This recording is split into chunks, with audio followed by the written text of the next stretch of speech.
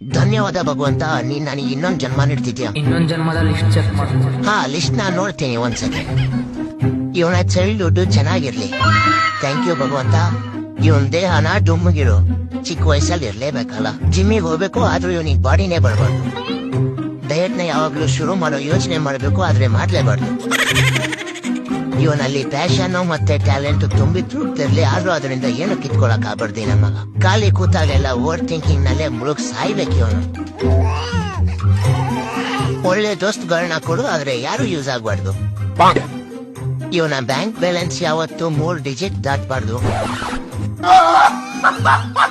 General ಕ್ಯಾಟಗರಿಲಿ ಹಾಕ್ಬೇಕು ಇವನ್ನ. Relationship ಅಲ್ಲಿ ಸದಾ ಒನ್ ಸೈಡೆಡ್ ಇರ್ಬೇಕು, ಯಾವ ಹುಡುಗಿನ ಸಿಗ್ಬಾರ್ದು ನನ್ ಮಗನಿಗೆ. ಚಿತ್ರಗುಪ್ತ ಸರ್, ಮುಖ ಆದ್ರೂ ಚೆನ್ನಾಗಿರುತ್ತಲ್ಲ. ಅರೆ ಹಾ, ಮುಖ ಕಾಫಿ ನಾಡ್ ಚಂದು ಮತ್ತೆ ಕಿಪಿ ಕೀರ್ತಿನ ಮಿಕ್ಸ್ ಬ್ರೀಡ್ ಮಾಡಿ ನನ್ನ ನರ್ಕಕ್ ಹಾಕ್ಬಿಡು ಭಕ್ತ.